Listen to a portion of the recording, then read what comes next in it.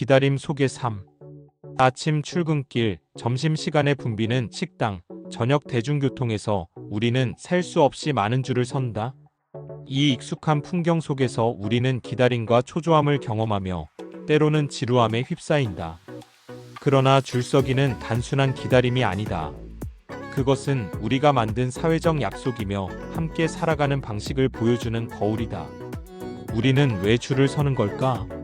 단순히 차례를 정하기 위해서일까? 아니면 서로를 배려하는 마음이 만들어낸 약속일까? 이제는 온라인에서도 줄을 선다. 클릭 몇 번이면 가능해진 디지털 줄서기는 과연 우리 삶을 더 편리하게 만들었을까?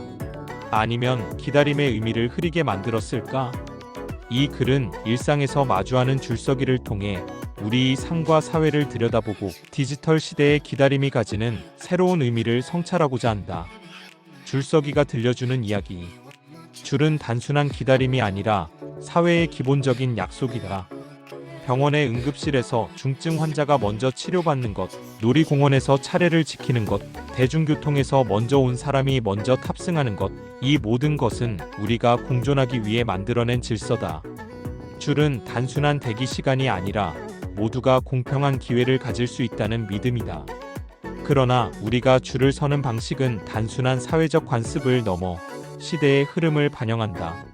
2023년 7월 서울 압구정의 한 베이커리 앞에서는 새벽 4시부터 200명이 넘는 사람들이 줄을 섰다.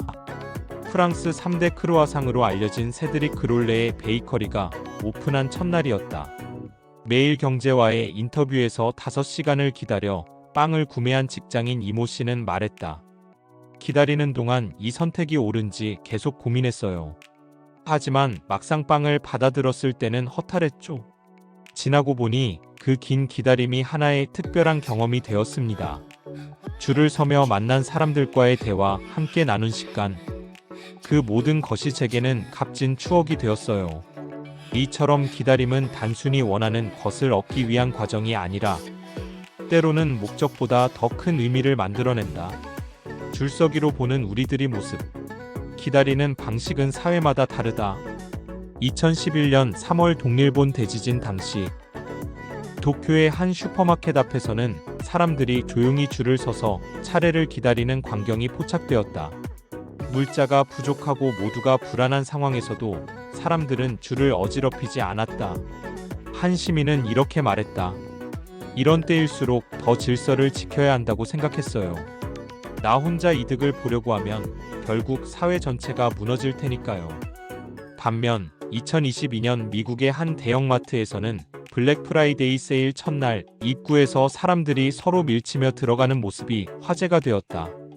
같은 줄서기 상황에서도 이처럼 다른 모습이 나타나는 것은 각 사회의 가치관과 문화적 차이를 반영한다.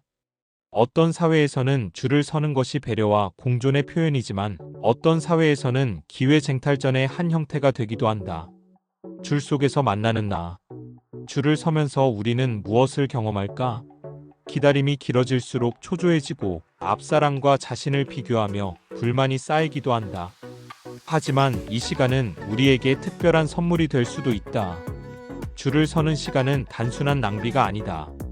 잠시 멈춰서서 생각할 수 있는 여유, 인내심을 기르는 기회, 그리고 스스로를 돌아보는 시간을 갖게 한다.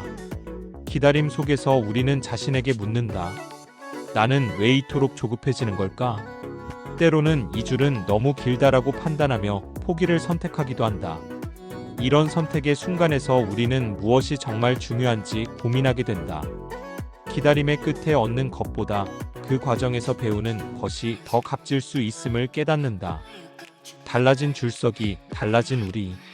최근 한 인기 아이돌 콘서트 티켓팅에 성공한 직장인 김모 씨는 5대의 컴퓨터와 가족들의 도움을 동원해 겨우 티켓을 구했다. 혼자서는 티켓팅이 불가능하다는 것이 그의 설명이었다. 한정판 운동화를 사기 위해 매크로 프로그램을 구매한 박모 씨도 마찬가지다.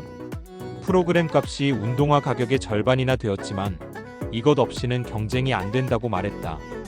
디지털 줄서기는 편리함을 가져왔지만 새로운 형태의 불평등을 만들어냈다. 대형 온라인 쇼핑몰의 프리미엄 멤버십 제도는 이러한 현상을 더욱 분명하게 보여준다. 구독료를 지불하는 회원들은 새벽 배송을 예약할 수 있고 한정판 상품도 먼저 구매할 수 있다. 돈으로 시간을 사는 세상이라는 말이 현실이 되어가고 있는 것이다. 이러한 상황에서 우리는 디지털 줄서기를 더 공정하게 만들 방법을 고민해야 한다.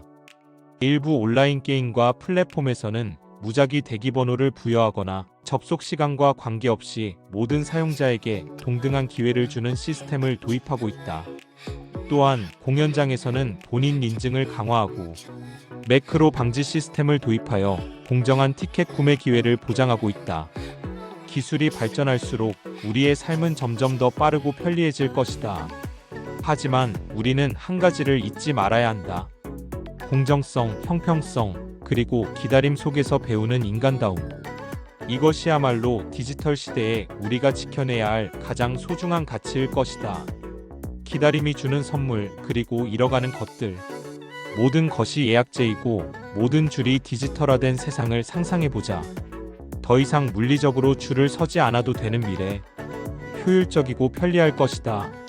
그러나 그 과정에서 우리는 소중한 것들을 잃을 수도 있다.